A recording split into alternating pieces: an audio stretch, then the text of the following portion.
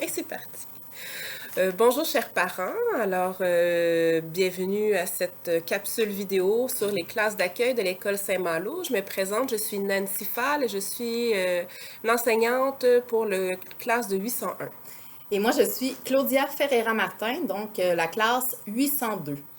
Pour ceux qui se demandent, entre 801 et 802, la différence, c'est les groupes d'âge principalement, parce qu'on a des apprenants qui vraiment débutent en français autant dans le groupe 1 que dans le groupe 2. Donc, aujourd'hui, nous aimerions vous présenter des éléments importants à savoir pour le fonctionnement à l'école. Alors, je commence avec un outil très important qu'on appelle l'agenda. Alors, c'est l'outil de communication pour les messages de l'école à la maison. Alors, à l'intérieur, vous allez trouver une pochette à regarder à tous les soirs avec des messages de Madame Nancy ou de Madame Claudia pour faire signer, pour retourner à l'école. Et aussi, à l'intérieur, vous trouverez parfois des messages à la fin à garder à la maison, collés sur le frigo ou à lire avec des informations importantes. Alors, très important, il doit être toujours dans le sac à dos de votre enfant le soir et le matin pour retourner à l'école. Dans l'agenda, vous allez aussi retrouver, comme on le voit ici, le plan de cycle. Par cycle, on entend 2 semaines dans le fond. À chaque 2 semaines, les enfants, les élèves, autant dans la classe de Madame Claudia que dans la classe de Madame Nancy, ont des choses à apprendre. Donc, ce qui est entouré en jaune dans le plan de cycle, c'est ce que votre enfant doit lire tous les soirs, excepté le vendredi. Tous les soirs, votre enfant a quelque chose à lire à la maison. Même si c'est difficile pour lui, il doit le faire parce que c'est de cette façon-là qu'il va pouvoir progresser. Aussi, dans l'agenda, c'est possible que parfois, vous allez retrouver des petits billets d'information. Alors ça, c'est un billet qui vous dit « Oh oh !» C'est comme un avertissement pour dire que dans la classe, il s'est passé quelque chose qui était pas très bien. Par exemple, votre enfant a trop parlé, il n'est pas bien habillé pour la saison, il a refusé de faire son travail. Alors ça, ici, on vous l'envoie, il faut signer à la fin. Et puis aussi, des fois, on peut retrouver un billet rouge. Alors là, ça, c'est un billet rouge, c'est que votre enfant fait quelque chose qui est possible à l'école. Par exemple, frapper un ami, dire des mots qui sont interdits, voler quelque chose. Alors ça, ici, on doit le remplir et ça signifie que votre enfant va passer 3 récréations à l'intérieur pour faire du travail parce qu'il n'a pas respecté les consignes.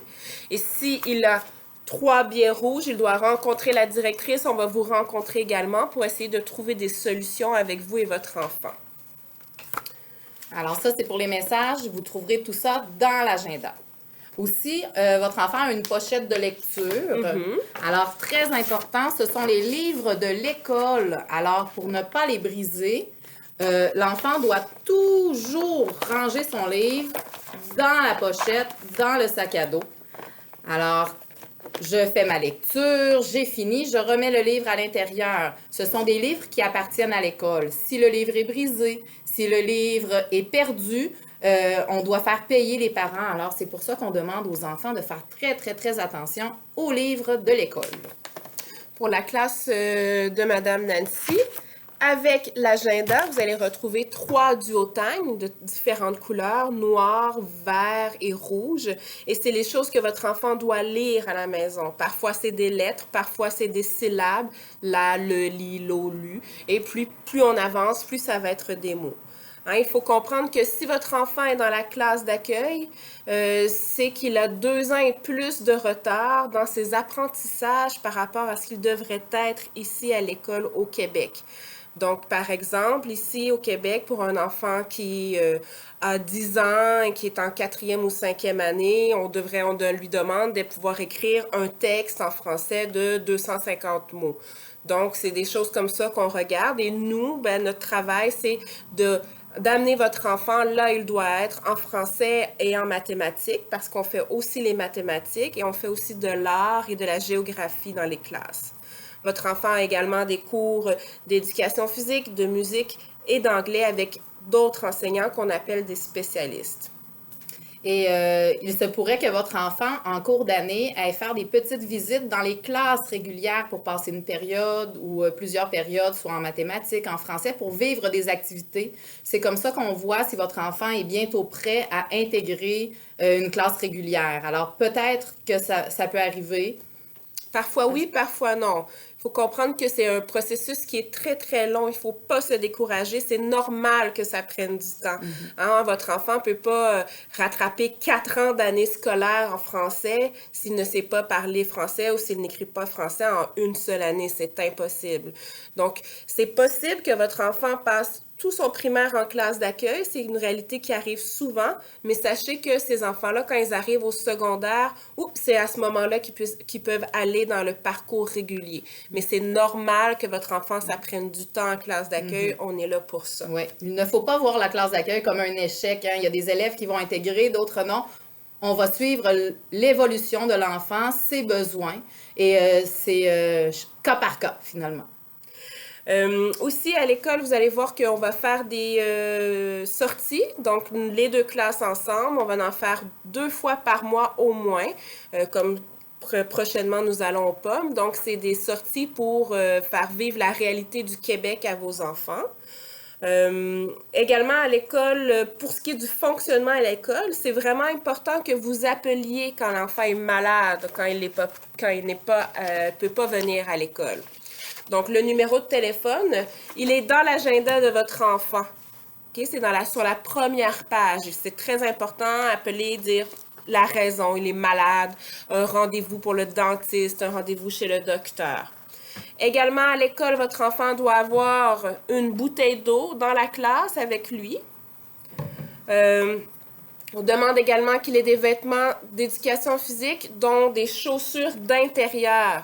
Donc là, ça va, il n'y a pas encore de neige, mais sinon, il doit avoir des bottes pour jouer à l'extérieur et des chaussures pour jouer à l'intérieur. Pour la nourriture, je vous rappelle que s'il amène des collations ou un dîner, il n'y a pas de Pepsi, pas de Coca-Cola, pas de chocolat, pas de bonbons. Ce n'est pas permis. Parfois, nous, on va en donner, c'est des récompenses, mais on ne peut pas avoir ça dans la boîte à lunch. Et puis, concernant le COVID, en classe, votre enfant n'a pas besoin d'avoir le masque. Il le prend seulement quand il circule dans l'école. Et si jamais votre enfant, il est chaud, il fait de la fièvre ou il a une toux, c'est important de le garder à la maison.